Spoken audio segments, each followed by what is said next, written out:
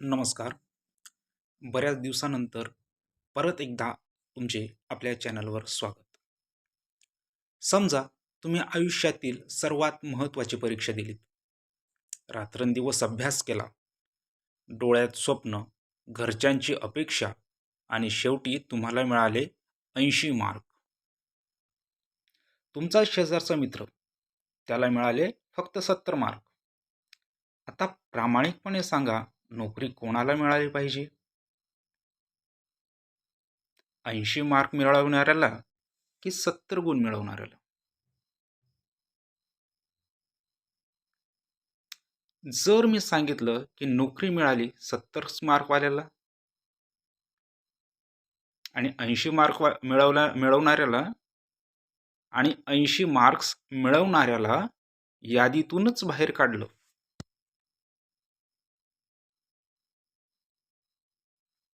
हे चुकीचं आहे ना? पण थांबा, गोष्ट इथेच संपत नाही. हा नियम आधी नव्हता, तो शेवटच्या दिवशी लावला गेला. शेवटच्या दिवशी म्हणजे कसं? समजा तुम्ही खेळ खेळतायत, तुम्ही कुस्ती खेळतायत. कुस्तीच्या आधी कुस्तीचे नियम सांगितले गेले पाहिजेत आणि मग खेळ सुरू झाला पाहिजे. पण या ठिकाणी झालं काय? कुस्ती झाली, विजेता घोषित केला गेला आणि ज्या वेळेस हरणाऱ्या कुस्तीगीराने आक्षेप घेतला, त्यावेळेस त्याला सांगितलं गेलं की या नियमानुसार आम्ही त्याला विजयी घोषित करत आहोत किंवा केलं गेलं आहे. त्यावेळेस हरणाऱ्याने सांगितलं की तुम्ही नियम आधी का नाही सांगितले? तुम्ही त्याला विजयी घोषित करता आणि त्यानंतर आम्ही आक्षेप घेतो आणि त्यानंतर आम्हाला तुम्ही नियम सांगताय. हा प्रकार झालेला आहे शिक्षक भरतीमध्ये. आणि कोणाच्या बाबतीत झालाय? तर फक्त मागासवर्गीय उमेदवारांच्या बाबतीत. जर मागासवर्गीयांवर अन्याय झाला असेल तर ओळखा की नक्की फायदा कोणाला झाला आणि हा प्रकार कधी झाला? 2022च्या शिक्षक भरतीत, की ज्यावेळेस SEBC आरक्षण नव्हतं. आज आपण जाणून घेणार आहोत ही संपूर्ण गोष्ट, अगदी सुरुवातीपासून शेवटपर्यंत.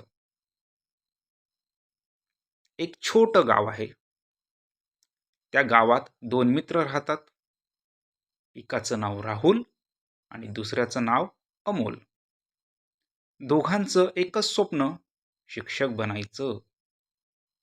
राहुल खूप अभ्यासू, रात्रंदिवस मेहनत करणारा. अमोल पण अभ्यास करतो, पण राहुल इतका नाही. एक दिवस परीक्षा येते. दोघेही परीक्षा देतात. निकाल लागतो. राहुलला मिळतात 80 गुण, अमोलला मिळतात 70 गुण. दोघेही खुश झाले, कारण दोघेही पास झाले. पण खरी लढाई आता सुरू होते. फायनल मेरिट लिस्ट, ज्यावर नोकरी ठरणार. निकाल लागतो. राहुल उत्साहाने लिस्ट उघडतो आणि त्याचा चेहरा पडतो, कारण त्याचं नावच नाही, पण अमोलचं नाव आहे.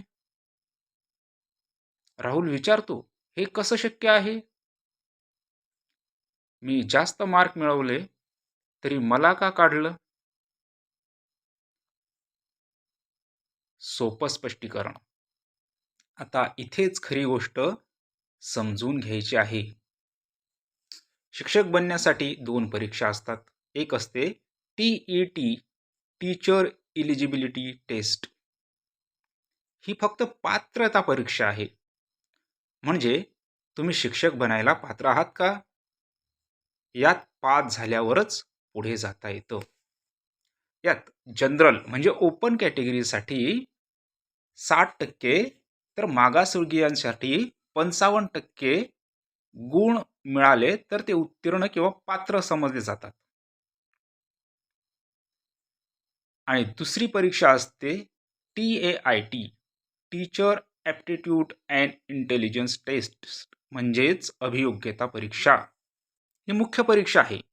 जसं MPSC किंवा कोणत्याही परीक्षेमध्ये एक पूर्वपरीक्षा असते आणि दुसरी मुख्य परीक्षा असते, तशी ही मुख्य परीक्षा. यावरच फायनल सिलेक्शन ठरते.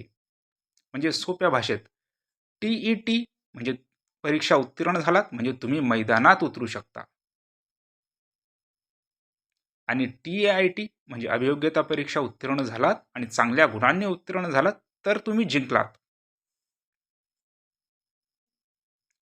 काही विद्यार्थ्यांनी TET म्हणजेच शिक्षक पात्रता परीक्षेत 55% घेऊन त्यांनी ती परीक्षा उत्तीर्ण केली होती. म्हणजे त्यांनी सवलत घेतली होती, आणि सवलत त्यांनी घेतली नव्हती तर ती सरकारने ठेवली होती. कोणी मागणी केली नव्हती की आम्हाला 55% उत्तीर्ण करा म्हणून. सरकारनंच ती ठरवली होती. पण टेटमध्ये म्हणजेच TIT किंवा अभियोग्यता परीक्षेमध्ये त्यांनी खूप जास्त मार्क्स मिळवले, तरीही त्यांना ओपन कॅटेगरीमध्ये घेतलं गेलं नाही.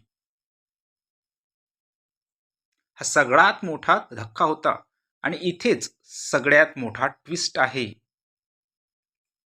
तारीख लक्षात घ्या, 25 फेब्रुवारी 2024, ज्या दिवशी मेरिट लिस्ट लागली, त्याच दिवशी एक नियम लावला गेला. नियम कधी लावला गेला? ज्या दिवशी मेरिट लिस्ट लागली. म्हणजे जसं आधी कुस्तीचं उदाहरण दिलं, विजेता घोषित केला आणि त्यानंतर नियम लावला गेला, तोच हा प्रकार. मग हा नियम काय होता? ज्यांनी शिक्षक पात्रता परीक्षेमध्ये सवलत घेतली ते खुल्या प्रवर्गातून नोकरी मिळवू शकत नाहीत.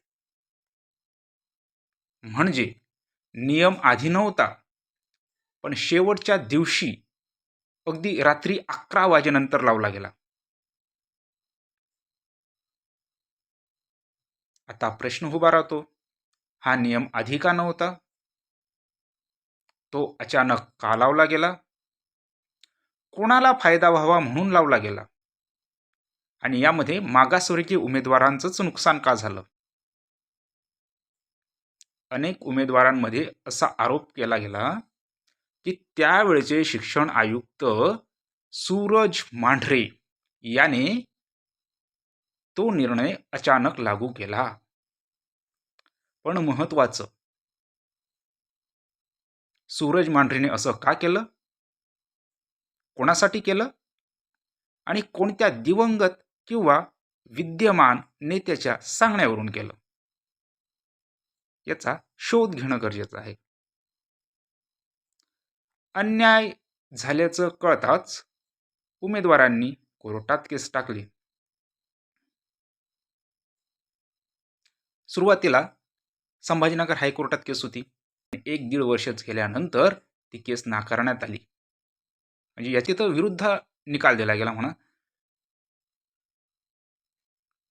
मग उमेदवारांनी सुप्रीम कोर्टात धाव घेतली. सुप्रीम कोर्टात केसचं नाव होतं Chhaya and others west state of Maharashtra. Case number होता SLP 14517 14539/2025. सुप्रीम कोर्टात 2 मोठे न्यायाधीश बसले. एकाचं नाव होतं आलोक आराधे आणि दुसऱ्याचं नाव होतं पमेदी घंटम श्री नरसिम्हा. कोर्टात काय वाद झाला? विद्यार्थ्यांनी सांगितलं की TET ही फक्त पात्रता परीक्षा आहे, फायनल मेरिट टेटवर ठरतं. मग आम्हाला ओपनमध्ये का नाही घेतलं? सरकारने सांगितलं तुम्ही सवलत घेतली, त्यामुळे तुम्ही ओपनमध्ये येऊ शकत नाहीत. आता सुप्रीम कोर्टानं काय सांगितलं? TET म्हणजे शिक्षक पात्रता परीक्षेमधली सवलत फक्त एंट्रीसाठी आहे, आणि फायनल सिलेक्शन फक्त अभियोग्यता परीक्षेवर ठरेल. म्हणजे जास्त मार्क मिळवणाऱ्याला न्याय मिळायलाच हवा, आणि सर्वात मोठा निर्णय ज्यांचे मार्क जास्त आहेत त्यांना ओपनमध्ये घ्या. जुनी यादी रद्द, नवीन मेरिट लिस्ट तयार करा. आता पुढे काय होणार? आता सगळ्यात महत्त्वाचा भाग, यादी बदलणार का? हो, बदलू शकते. कोणाला फायदा होईल? जास्त मार्क्स असलेले विद्यार्थी ज्यांना आधी बाहेर काढलं होतं. कोणाला नुकसान होईल? कमी मार्क्स असून निवडलेले त्यांची जागा जाऊ शकते. किती वेळ लागेल? साधारण 1 ते 3 महिने. पुढे काय होईल? नवीन मेरिट लिस्ट लागू शकते, डॉक्युमेंट व्हेरिफिकेशन होऊ शकते, काहींची निवड रद्द होऊ शकते. पण अजूनही एक प्रश्न अनुत्तरित आहे. हा नियम शेवटच्या दिवशीच का लावला गेला? दुसरा, कोणासाठी लावला गेला? यामागे कोणाचं कारस्थान होतं? ही फक्त नोकरीची गोष्ट नाही, ही आहे न्यायाची लढाई, मेहनती मुलांची लढाई आणि शेवटी मेहनत जिंकली आणि मेहनत करणाऱ्या उमेदवारांच्या पाठीशी विठ्ठल उभा राहिला म्हणून ही केस जिंकली. म्हणजे कासवाने शर्यत जिंकूनही कासव मागे राहिलं होतं, त्याला मागे टाकण्यात आलं होतं, पण विठ्ठलाच्या कृपेने ते कासव पुन्हा जिंकलं. तुमचं मत काय आहे? कमेंटमध्ये नक्की सांगा आणि लपलेली बातमी सबस्क्राईब करा.